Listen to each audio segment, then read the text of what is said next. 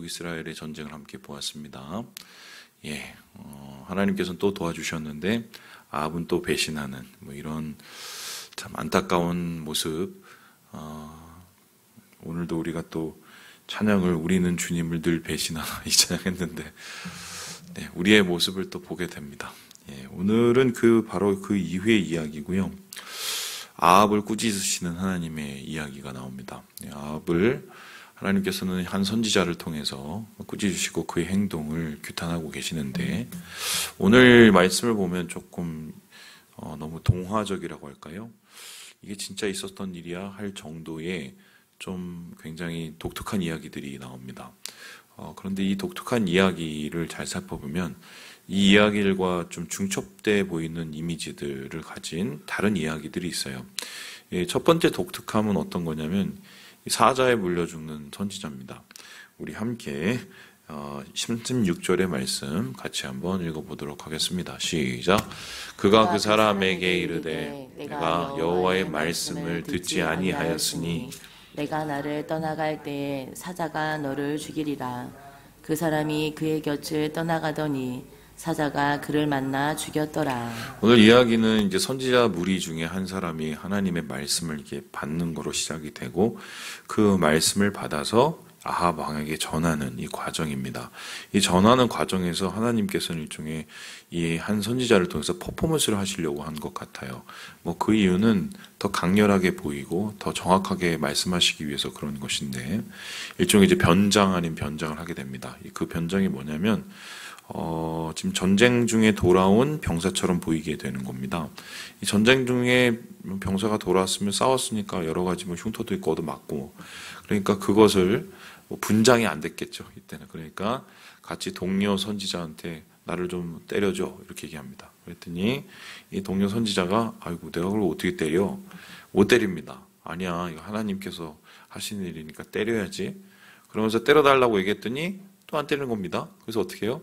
너 그렇게 안 하면, 너 순종 안 하면 너 사자에 물려 죽일 거야. 이렇게 얘기한 것 같아요. 그랬더니 그가 끝까지 때리지 않으니까 갑자기 하나님께서 말씀하신 대로 그 사람을 어떻게 해요? 사자를 만나서 죽게 되는. 이거를 어떻게 해석을 해야 될까요? 그런데 동일한 얘기가 비슷한 얘기가 이미 있었습니다. 기억하시나요? 여로보암이 이제 베델과 단에다가 하나님의 이 배영무도한 하나님 앞에 배영무도한 짓을 하죠. 예루살렘에서 함께 예배드리라고 하나님께서 얘기하셨는데 유대로 내려가는 것이 두려워서 사람들을 북에는 단, 남쪽에는 베델 이렇게 제단을 쌓아서 거기에서 예배하라. 편의식 신앙을 이제 세웁니다.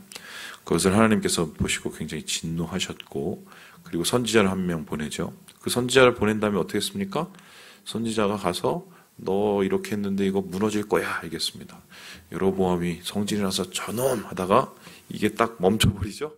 그런데 그때 선지자가 그를 위해서 기도하고 팔이 내려가고 그리고는 급히 다시 유대로 돌아오게 됩니다.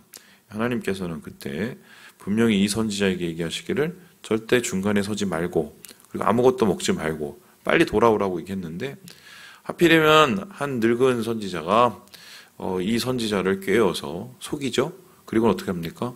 하나님께서 나한테 다시 얘기해 주셨는데 먹고 가도 돼. 이렇게 얘기했다가 덜미를 붙잡혀서 결국 어떻게 돼요? 사자에 물려서 죽게 됩니다. 그때도 우리가 그걸 보고 굉장히 많이 이걸 어떻게 해석해야 될지 고민했습니다. 그런데 중요한 거는 요시야 시대 때 베델의 제단을 헐려고 요시야가 가는 길에 그 선지자의 무덤을 보게 되는 거죠. 그러면 이거는 분명히 의미가 있는 것이고 역사적인 사실로 분명히 받아들일 수밖에 없는 것인데 그럼 왜 하나님께서는 이렇게 유독 선지자들에게 이렇게 가혹한 처벌을 하셨을까? 그냥 저 녀석 말 안 듣나 보네 이러고 말면은 될 것을 하나님께서 왜 유독 선지자들에게 이러한 좀 거센 이 지표를 대서 그들을 이렇게 심판하셨을까? 이 고민을 해볼 수 있습니다. 그런데 이 고민 우리나라는 굉장히 쉽게 해결이 됩니다. 어떻게 해결이 되는 줄 아세요? 지금은 안 그렇지만 지금은 사실 이제 목사라고 해봤자 나가서 신망을 받거나 사람들의 존경을 받는 시대가 아니고 오히려 제가 어디 나가서 주변에서 저를 보고 목사님 이러면 전 조금 떱니다. 왜냐하면 사람들이 저를 이렇게 쳐다볼 때가 있어요. 그치? 근데 옛날에는 좋아서 떠들어 이렇게 보시고 뭐 존경해서 보시는 분도 있었겠지만 요즘엔 절대 그렇지 않습니다. 목사님들이 하도 사고를 많이 치니까, 예. 그리고 뭐 가지신 목사님들이 하도 더 사고를 많이 치니까 안 좋은 이미지들이 먼저 많고, 그리고 한국 교회의 이미지를 목사들이 추락한 게 굉장히 많죠. 사실 맞아요. 뭐 장로님은 안 그러나요? 똑같죠. 권사님도 똑같고요. 그런데 옛날만 해도 어떻게 했습니까? 막 교회에 무슨 일이 생기면은 목사님이 잘못을 했다 치더라도 어떻게 했습니까? 거기에 대해서 일반적인 세상의 잣대와 사회의 잣대로 그것을 판단하지 않고 어떻게 했어요? 그걸 좀 더 조심했어요. 그리고 왜 그렇다고 얘기합니까? 주님의 종은 누가 심판하신다? 하나님이. 예. 우리나라는 그런 나라였습니다. 예. 지금은 이제 그 수준을 이제 넘어섰어요, 이미. 그래서 목회자에 대한 주님의 종, 뭐 이런 게 되게 강했어요. 그리고 주님의 종은 어렸을 때부터 하나님께서 이렇게, 예, 마치 타고난 것처럼. 물론 그러신 분도 있죠. 그리고, 절대로 목회자에 대해서 건드릴 수 없는 영역이 있다. 뭐 이렇게. 근데 제가 이제 목회를 해보니까 그런 게 있긴 해요. 이제 무슨 소리냐면, 저희 교회는 작지만 뭐 100여 명 있다면 쳐봅시다. 100여 명 중에 이런저런 사정들이 다 있잖아요. 그래서 어떤 결정을 할 때 그 결정에 대해서 왜 이 결정을 했는지 다 말해주지 못할 경우가 있습니다. 왜냐하면 이분 저분 모든 이런 사정들이 다 이렇게 숨어져 있기 때문에 비밀 보장도 돼야 되고, 또 우리 공동체의 안위를 위해서 필요한 그런 결정들이 있어요. 이제 그것을 일일이 만나서 다 설명하고 해결하고, 이렇게 해결하면 뭐 다 이렇게 마음에 맞아서 하면 좋겠는데, 제가 목회를 해보니까 100명이면 의견이 100개예요. 그래서 이게 되게 헷갈립니다. 그래 놓으니까 사실 리더로서의 부담감이 있어요. 그래서 다 설명하지 못해야 될 부분도 있고, 때로는 정말 교인들의 신뢰가 필요해서 신뢰를 가지고 뭔가를 운영해야 될 때도 있습니다. 그때는 사실 중요한 건 뭐냐면 두 가지인 것 같아요. 이 목사가 정말 교회를 사랑하는지, 그게 되게 중요하고, 두 번째는 이 목사가 정말 하나님을 두려워하는지. 사실 이거 두 개입니다. 이거 두 개로 이제 판가름이 되는데, 성도들은 잘 알 수 없죠. 때로는 알 수 없습니다. 이제 그때는 이제 소위 말해서 이제 주님의 종은 누가 판단하신다? 하나님 판단하시죠. 하나님께서 책임을 물으십니다. 하나님께서 교회와 공동체와 또 하나님의 뜻을 따르는 사람들, 사명자라고 그러죠. 사명자들에겐 책임을 물으십니다. 이게 단순히 목사의 얘기는 아니에요. 하나님께서 사명을 맡기신 자들에게 왜 책임을 물으시냐? 하나님께서 준 거는 없는데 너 왜 그랬어? 라고 하진 않으시죠. 하나님께서는 그 사명을 감당할 수 있는 능력과 기회와 또 우리의 마음을 하나님께서 주셨기 때문에, 달란트의 비유를 한번 생각을 해보세요. 한 달란트를 받았는데 그 한 달란트가 어마어마한 돈이잖아요. 5달란트도 어마어마한 돈이지만 그 기회와 그 능력과 하나님께서 주신 그 사명에 대한 책임을 물으십니다. 그래가지고 뭐 하나님께서 야 너 이거 했어 안 했어 이걸 보는 게 아니라, 결과를 하나님께서 따지는 게 아니라 결국 두 가지를 묻는 거죠. 내가 온전하고 순전하게 하나님 앞에 순종하고 있는가? 내 마음속에 최선을 다해서 주님께 헌신을 했는가? 뭐 이걸 결국 물어보는 건데, 사실 이 선지자는 하나님의 뜻을 대언하는 사람들이고 하나님의 뜻을 이루어가는 사람인데도 불구하고, 하나님의 뜻이라고 얘기했음에도 불구하고 자기가 이게 비상식적으로 어떻게 이 사람을 때려라고 생각했을지라도 거기에 대해서 하나님께 묻고 기도하고 하나님 뜻임을 캐치했다면 그건 해야 됩니다. 그런데 그것을 감당하지 못했기 때문에 이건 불순종이죠? 자, 생각을 해봅시다. 지금 아합이 처벌을 받고 하나님 앞에 심판을 받은 이유가 뭐겠습니까? 이 사람이 뭘 저질렀기 때문이죠? 불순종이죠. 그러니까 선지자의 불순종, 한순자의 불순종과 아합의 불순종은 물론 뭐 이게 더 경중을 따지면 아합하고 비교는 할 수 없지만 그 이론상으로는 거의 똑같은 거죠. 사실은. 뭐 하나 불순종 하나, 100가지 불순종 하나. 불순종은 불순종이니까요. 물론 이제 이게 더 무겁지만. 그래서 하나님께서는 이에 대해서 굉장히 사명자에게 책임을 묻고 계시는, 예, 이건 좀 우리가 좀 고민을 해봐야 됩니다. 왜냐하면 우리가 하나님의 왕 같은 제사장으로 다 세워진 자들이기 때문에 내 말 한마디가 공동체를 흔들 수도 있어요. 예. 그래서 정말 기도하고 해야 될 때가 있어요. 되게 중요한. 그 타이밍은 여러분이 아마 아실 겁니다. 그 순간에 알아요. 모를 수가 없어요. 모를 수가 없어요. 예. 두 번째로 오늘 재미있는 건 뭐냐면은 바로 이 것인데요. 우리 함께 40절의 말씀을 같이 한번 읽어보도록 하겠습니다. 40절 말씀입니다. 시작. 종이 이리저리 이를 보는 동안에 그가 없어졌나이다. 이스라엘 왕이 그에게 이르되 내가 스스로 결정하였으니 그대로 당하여야 하리라. 한 사람이 안 때리니까 다른 사람이 이제 때려줍니다. 얻어맞고 병사처럼 이제 분장을 하고, 그리고 이제 아방 앞에 가죠. 아방한테 간 이유는 그에게 이제 시청각으로 그의 잘못을 이제 지적하기 위해서였는데, 어떤 스토리였냐면 뭐 이런 겁니다. 39절에 보니까 얘기를 하나 합니다. 어떤 얘기냐면은, 제가 사실은 지금 전장에서 왔습니다. 뻥을 친 거죠. 전장에서 왔는데 얼굴 보세요. 이런 걸 보고서 뭐라고 했냐면, 자, 그런데 제가 포로 한 명을 맡았는데 그 포로를 누가 맡기면서 뭐라고 그랬냐면, 너 얘 절대 잘 지켜야 돼. 너 달아나게 하면 안 돼. 이렇게 했단 말이에요. 그런데 만일에 달아나면 너 어떻게 할 거냐? 대신 네가 죽든지 거기에 대해서 벌금을 내. 이렇게 얘기했다는 거예요. 근데 그 벌금이 보면 얼마라고 나와 있습니까? 은 한 달란트. 은 한 달란트 가격이 어느 정도냐면, 뭐 지금하고 비교는 할 수 없지만 그 당시에 노예 100명을 살 수 있는 가격입니다. 그러니까 어마어마하죠.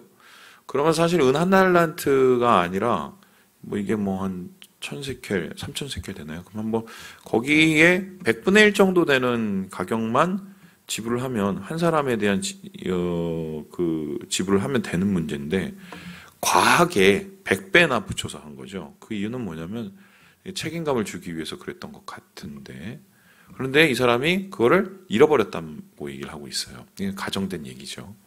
그러고 나서 왕한테 물어봅니다. 40절에 보더니, 제가 뭐 이렇게 일 보다가 없어졌어요.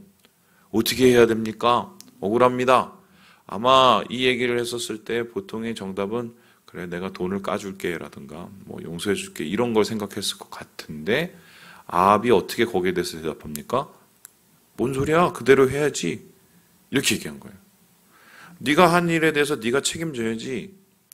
네가 저 포로를 제대로 붙잡지 못하고 놓쳤으면 네가 약속한 거 지켜야지. 그러면서 굉장히 가혹하게 대한단 말이죠.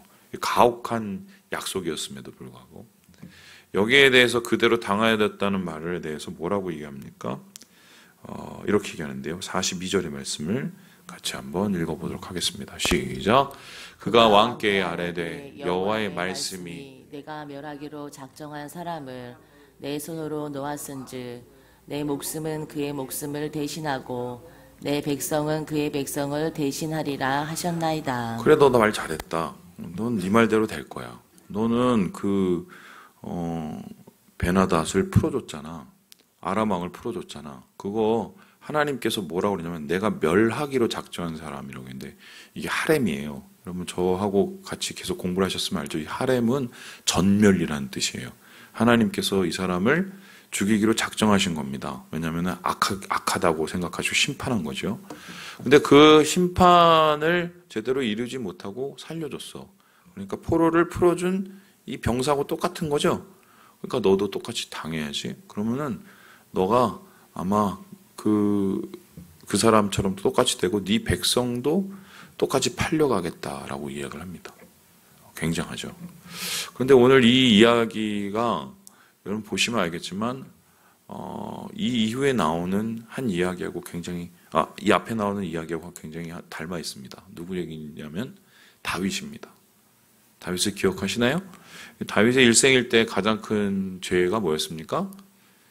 밧세바 사건이죠. 여자 한 명 어떻게 하려다가 남편까지 다 죽이고, 그리고 그거를 아무것도 아닌 것처럼 손 닦아버리고 입 닦아버린 일이 바로 밧세바 사건. 근데 그 밧세바 사건 그렇게 저지르고 나서도 뻔뻔하게 아무것도 아닌 것처럼 그렇게 살고 있는데 어떻게 했습니까? 하나님께서 나단 선지자를 통해서 오셔갖고 한 비유를 들죠. 어디 되게 못 사는 그 농부가 한 명 있었었는데 거기에 정말 아끼던 암염소가 하나가 있는데 옆에 그렇게 부자 동네에 살던 부자 농부가 와서 그걸 다 뺏어갔어요. 이거 어떻게 됩니까? 그랬더니 다윗이 뭐라고 그럽니까? 그놈을 죽여라. 그랬더니 나단이 뭐라고 그럽니까? 네가 그놈이야. 이렇게 얘기합니다. 똑같은 얘기예요. 구조가. 단지 퍼포먼스를 좀 더 크게 한 거죠. 그런데 같은 얘기의 결론이 다릅니다. 왜 다르죠? 다윗은 어떻게 했습니까? 회개했어요. 하나님께서 그렇게 대놓고 말씀하시고 그의 죄를 지적했었을 때 다른 신하들이 다 보고 있고 심지어는 백성들이 보고 있는 앞에서 무릎을 꿇고 자기의 죄를 시인했습니다. 그런데 오늘 이 왕 아합 왕은 어떻게 합니까? 우리 함께 43절의 말씀을 같이 한번 읽어보도록 하겠습니다. 43절입니다. 시작. 이스라엘 왕이 근심하고 답답하여 그의 왕궁으로 돌아가려고 사마리아에 이르니라. 근심하고 답답했다. 근심하는 건 저 말이 진짜일까라고 생각했을 거고, 답답했다는 건 저놈을 내가 어떡하지 못한다기 때문에 답답했을 겁니다. 저놈을 어떡하지 못한 거는 사람들이 보고 있으니까요. 그리고 이미 엘리야를 통해서 하나님의 선지자들의 능력을 받기 때문에 어떻게 하질 못하는 겁니다. 자, 그러면은 같이 거기에 대해서 고민을 했던 건 사실인 것 같아요. 다윗도 그리고 아합도. 그런데 그 고민의 끝이 결론이 전혀 다릅니다. 한 사람은 회개하고 한 사람은 뻔뻔하고. 더 재밌는 건 내일인데요. 내일 말씀은 여러분 한번 보셨을 나봇의 포도원입니다.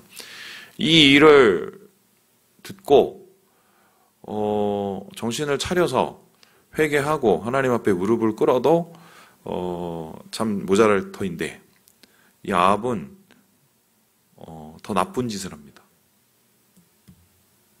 자, 그러면 우리는 아주 중요한 사실을 알게 됩니다. 예언이라는 건 도대체 무엇일까? 예언을 오늘날로 말씀드리면 말씀이죠. 제가 주일날마다 말씀드리는 말씀일 수도 있고 오늘 여러분과 함께 읽는 말씀이기도 하고 또 여러분 각자가 하나님 앞에 묵상하면서 받는 그 말씀이 예언이고 요즘은 뭐 옛날처럼 이렇게 선지자가 오지는 않으니까요. 예. 예언과 말씀 왜 필요합니까? 우리나라에 뭐 옛날에 무슨 데이비드 오원가 기억하십니까? 그때 무슨 우리나라 망한다고 막 난리를 치고 막 그 나이지리아에서 왔나요 그분이? 근데 우간다에서 왔나? 그래서 뭐 항공모함이 오고 뭐 그때 난리를 쳤어요. 뭐 북한에서 뭐 어쩌고 저쩌고 막 그래서 제가 아직도 기억하는데 제가 그때 여기 의정부에서 사역할 때인 것 같아요. 한 10몇 년 전인 것 같으니까. 근데 그때 막 청년들이 벌벌 떨면서 저한테 물어보는 겁니다. 목사님 정말 저기 우리나라 전쟁 나나요? 끝나나요? 막 이렇게 물어봤습니다. 왜냐하면 그 사람이 와갖고 목회자들이 뭐 타락을 하고 성적으로 다 타락을 해서 이 나라는 망한다 이러고 갔거든요. 자, 나라 망했습니까? 안 망했습니까? 안 망했습니다. 그러면 도대체 예언을 어떻게 받아들여야 될까요? 저는 그 예언 자체가 이미 틀렸다는 걸 알고 있는데 예언의 목적은 망한다가 아니에요. 회개하라는 겁니다. 회개하라고 우리의 지금 현 주소를 얘기해 주는 거예요. 우리 죄를 깨닫게 해주고 적나라하게 고발을 하고 또 우리가 가고 있는 길이 얼마나 잘못된 길이라는 것을 알려주는 게 하나님의 말씀이고 예언입니다. 근데 중요한 거는 그 예언을 들으면 기분 좋은 사람은 한 명도 없어요. 다윗도 기분 나쁘고 아합도 기분이 나쁩니다. 그렇죠? 제가 이제 주일날 설교를 하면 좋은 말을 할 때는 사람들이 다 좋아하세요. 근데 이제 좀 가끔씩 답답한 얘기를 하거나 좀 이렇게 우리의 뭐 현실 얘기를 하면은 갈 때 다 인상 쓰시고 갑니다. 예,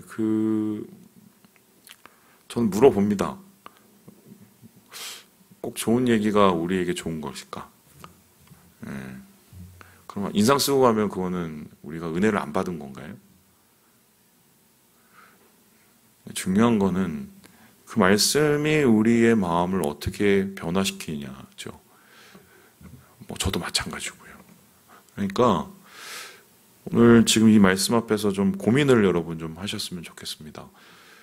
아마 제가 굳이 이야기하지 않더라도 이 방송을 보고 계신 분이나 여기 계신 분이나 분명히 하나님께서 말씀하시는 진리는 무엇인가가 있을 겁니다. 예.